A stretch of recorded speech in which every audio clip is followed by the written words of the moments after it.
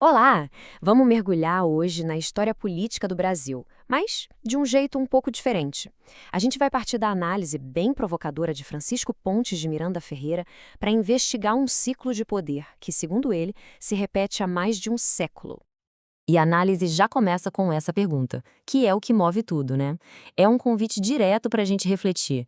Se a nossa história foi mesmo feita de golpes das elites, será que esse padrão pode ser quebrado? É essa questão que vai guiar a nossa conversa.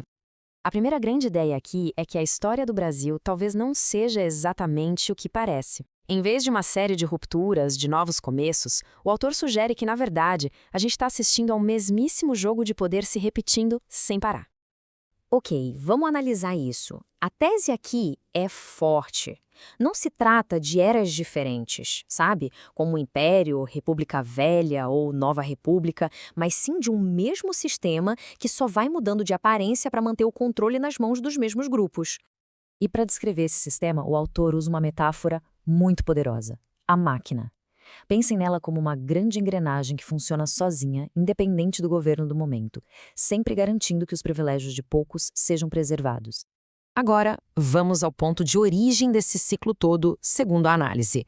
Aquele evento que a gente tradicionalmente celebra como o nascimento da República é visto aqui, olha, sob uma luz completamente diferente. O interessante aqui é justamente esse contraste. De um lado, a história que a gente aprendeu na escola, né? A proclamação da República como um movimento cívico, popular. Do outro, uma interpretação que define tudo como um ato de força, sem participação popular nenhuma, feito para consolidar um novo arranjo de poder entre as elites. Então, quem fez parte dessa aliança? O texto aponta para uma coalizão bem específica. Não foi o povo na rua, mas sim militares, grandes donos de terra irritados com o fim da escravidão e uma parte da elite das cidades.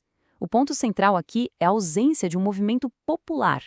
E a fonte ressalta que essa nova ordem já nasceu violenta. O imperador foi exilado de uma hora para outra e qualquer resistência, como a que aconteceu em Magé, no Rio de Janeiro, foi reprimida com dureza.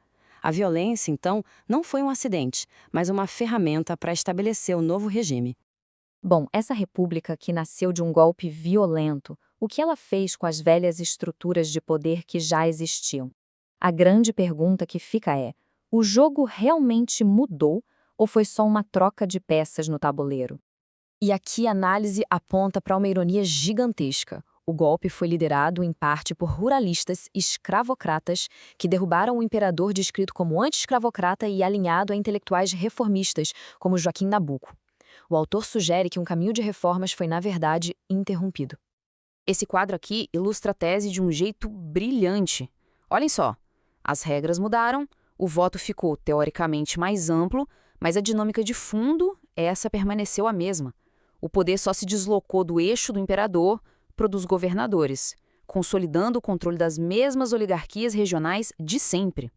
E toda essa análise histórica nos traz diretamente para os dias de hoje. A fonte traça uma linha reta entre aquela aliança de 1889 e um ator muito conhecido da nossa política atual. Afinal, o que é o Centrão?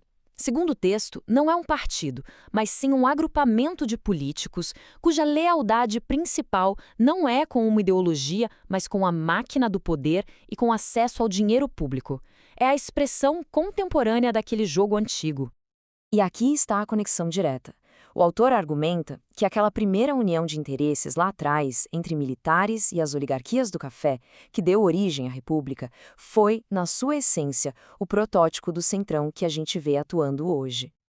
Esse slide é fundamental para a gente entender o argumento. Na Primeira República, tínhamos as oligarquias regionais usando o clientelismo para manter seus privilégios. Hoje, temos o centrão usando o fisiologismo, a famosa política de troca de favores, para acessar o orçamento. A linguagem mudou, os atores se modernizaram, mas a lógica, segundo a fonte, é a mesmíssima.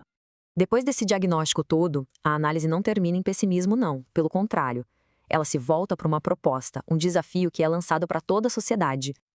Então, o ponto crucial é este: entender como a máquina funciona não é para gerar um sentimento de impotência, mas sim para aprender a desmontá-la. O conhecimento dessa história toda se torna a principal ferramenta para a mudança. E como seria esse golpe de volta? Não com armas, claro, mas com cidadania ativa. A fonte sugere um tripé: votar em quem se opõe a essa lógica fisiológica, manter a pressão social sempre ativa e, talvez o mais importante, não abandonar a fiscalização depois da eleição. É um projeto contínuo, sabe?